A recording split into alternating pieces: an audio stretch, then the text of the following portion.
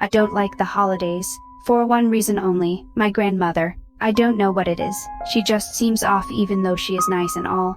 I just get a creepy feeling around her each time. This year is no different, as once again we will be going to my grandma's for Thanksgiving. I asked Mom if I could go to a friend's this year instead, but she said no. Before we left, I was sorting through my old collection of PlayStation games when a scrap piece of paper slipped from my copy of Kingdom Hearts. I didn't recognize the handwriting. It read, "Sarah, give me the controller now or I am telling Mommy you're being a noodlehead." It looked like it was written by a 5-year-old with the misspelling and random capitalization. The note felt strange in my hands, familiar, and also not. I didn't have a brother, but that was definitely my name. In the car on the way to Thanksgiving dinner, I was curious. I'm an only child, right? I nervously but half-heartedly asked my mom. My mom's fingers tightened around the wheel. "Of course you are, Sarah." That didn't stop the strange feeling in my gut. I hated going to Grandma's house for Thanksgiving. Grandma lived in the middle of nowhere, and she refused to put the heating on. However, this year was different.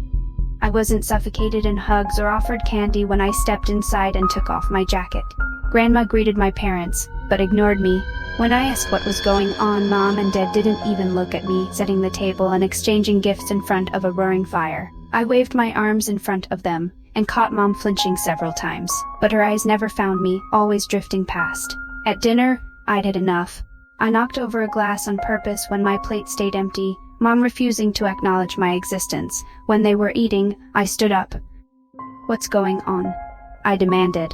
I snatched Mom's glass of wine. "I know you can see me. They don't want to see us, noodlehead." The voice startled me, and I twisted around.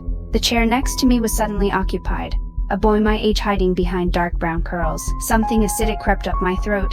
I noticed the ropes wrapped around him, binding his arms behind his back. His clothes were hanging off of him, a skeletal figure drained of life. He looked 10 years older than me with eyes of a child. "Noah," my brother, whose voice was stuck in time. "It's okay, Sarah." Another voice across the table. "Anna," my older cousin, twisting in her own restraints. "It doesn't hurt." "Yes, it does. You just don't remember it."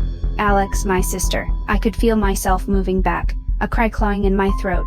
How did I forget them? Mom. I knew she could hear me. "Mom, what the hell?" I jumped up only for my body to be yanked back onto the chair by an unseen force.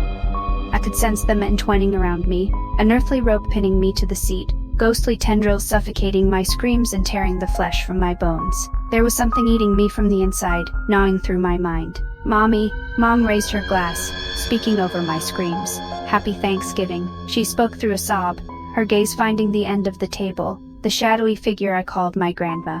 I didn't remember Granny not having eyes. I then noticed for the first time a large knife laying on the table in front of me, fresh blood covering the blade. I looked over and realized that was not wine my parents and grandmother was drinking, but blood. "And happy 150th birthday, Mom," my mother solemnly said,